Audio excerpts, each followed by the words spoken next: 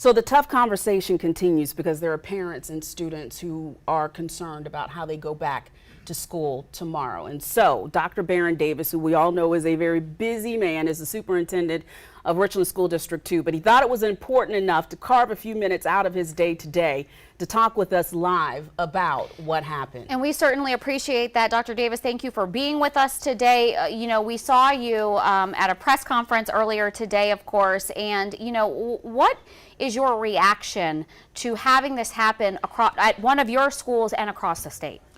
Yeah, I shared earlier at the press conference, I had a number of emotions that I experienced while this incident was taking place. I was definitely thankful, and I thank God that no one was injured seriously or physically injured, but there are emotional injuries. Although this was a hoax, the emotions are real as a result of it. And so, but I'm thankful that all of my students who attended school and all my staff and my faculty and individuals in that community who attended our schools today can attend in the future. I was grateful to the response from our sheriff's department and the way our students responded, and all the law enforcement, our students, our parents, our teachers, all did a phenomenal job in responding appropriately.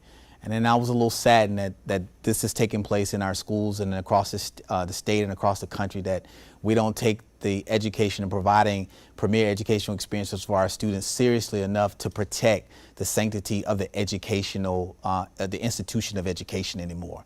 And that schools are now targets for people who want to disrupt that process. Dr. Davis, let me talk to you not as a journalist, but as a parent in your district. You know, my girls are Richland Two students.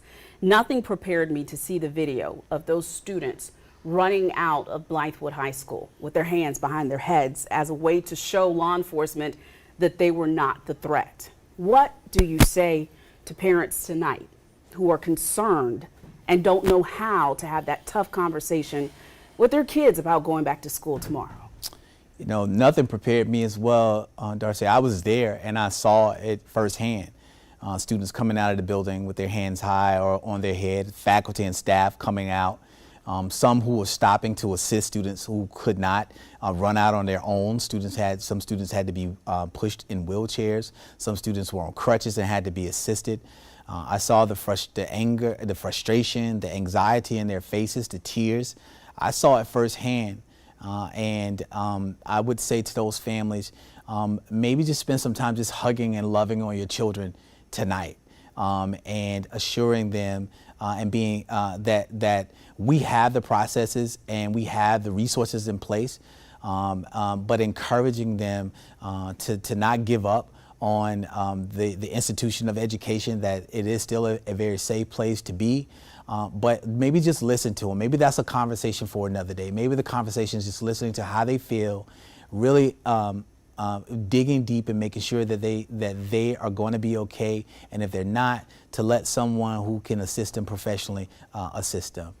What do you say to your educators? Are your educators okay?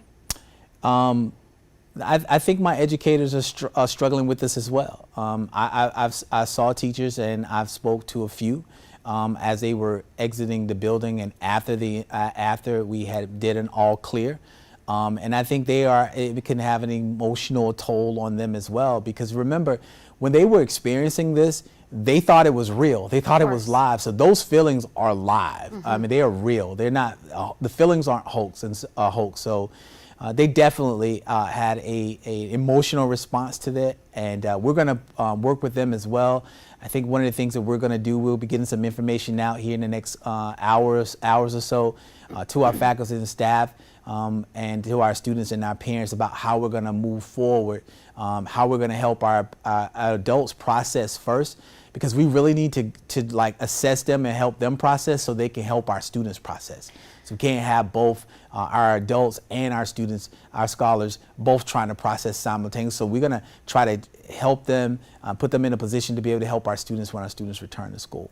Dr. Davis, from what we know, this came from social media. This was some type of TikTok challenge. And I mean, we're both moms. We know you can't put a lock and key on your kids, but like, what advice do you give parents and students who are watching about social media and the dangers of social media and how that should be taken seriously and monitored? I would say to our parents to definitely be aware of the social media accounts that your sons and daughters are utilizing. You should follow them on their accounts and often check to see if they have burner accounts or fake accounts as well. And become knowledgeable about how to use and navigate social media yourself. So if they're using things like TikTok, or if they're using Snapchat, or they're using Instagram, you want to be able to learn how to navigate those things as well. Spot check and monitor their social media accounts. Ask to see their phones, particularly if, I would say to parents, if you pay the bill, you have access to and a right to the phone. That's right. And a right to inspect the phone anytime you should choose to do so.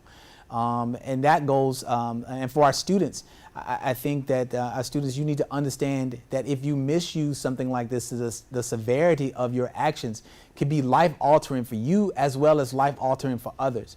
And so the individuals who were part of this hoax that caused all of this chaos, if they're found, and when they're found, I think this is going to be a life-altering issue for them as well as their families. And so this is not the time to joke around and play around when it comes to people's safety and their security, and threatening that safety and security they expect when they come to schools and any other public place. And Dr. Davis, our final question, and probably the simplest question: are Richland Two schools safe? Richland Two schools are very safe. We have an outstanding group of administrators. We have an outstanding group of committed teachers. I saw how our teachers reacted firsthand today, that they put themselves and their students' safety first and foremost. And that was just beautiful to see them do that. So I know they're committed to ensuring that our students attend safe and secure schools. We have an outstanding security force, our own in-house security force. And we have a school resource officer at every school in our school district. And in our high schools, we have 2 school resource officers at every high school. And then we already are in the process of adding additional support for resource officers in our schools as well. And so, that's something that we have to continue to reevaluate and strengthen on an ongoing basis. But I feel comfortable sending my daughter to school each and every day, as well as my wife, who is an employee in the school district and works at Blythewood High School. All right, we so appreciate you speaking openly about this with us, Dr. Davis. I know it helps everybody feel safer. Thank you so much for your time. And we're going to continue this conversation. We want to make sure you guys at home are part of this conversation. If you have questions,